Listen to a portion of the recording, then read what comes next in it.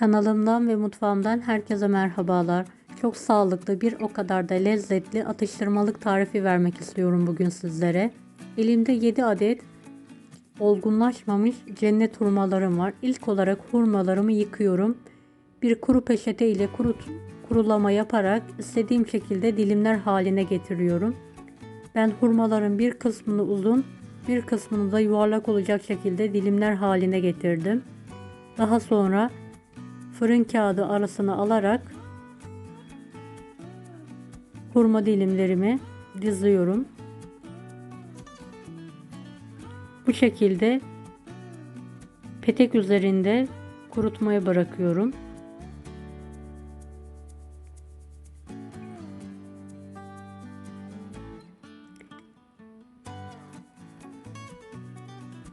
İsterseniz güneşte de kurutabilirsiniz. Fırın tepsisine dizerek, tercihe bağlı. İsterseniz de fırın kağıdı arasında da kurutabilirsiniz. Ben bir kısmını kağıt üzerinde, bir kısmını da tepside kurutmayı tercih ettim. Evet, kalan hurmalarımı fırın tepsisinin üzerine dilimleyerek diziyorum ve güneşe bırakıyorum kurutmak için. Videomu bu kısma kadar izlediyseniz yorum kısmına herhangi bir emoji bırakırsanız sevinirim, bana destek olmak için.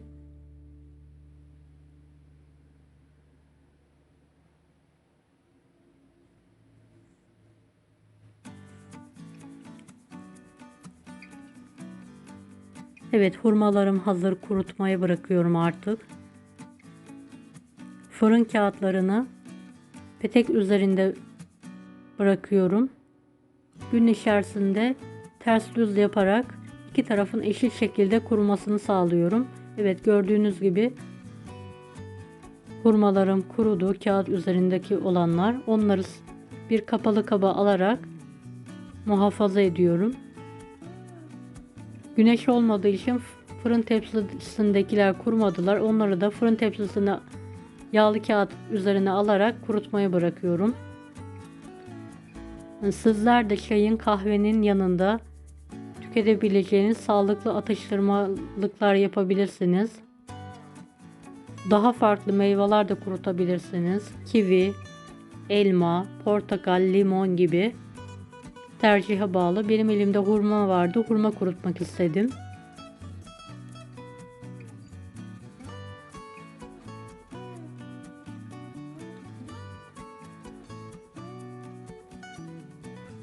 Evet, hurmalarım kurudu.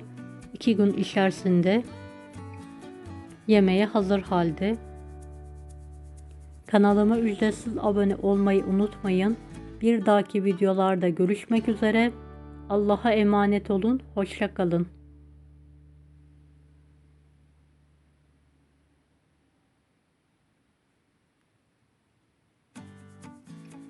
Bunları da izlemeyi unutmayınız.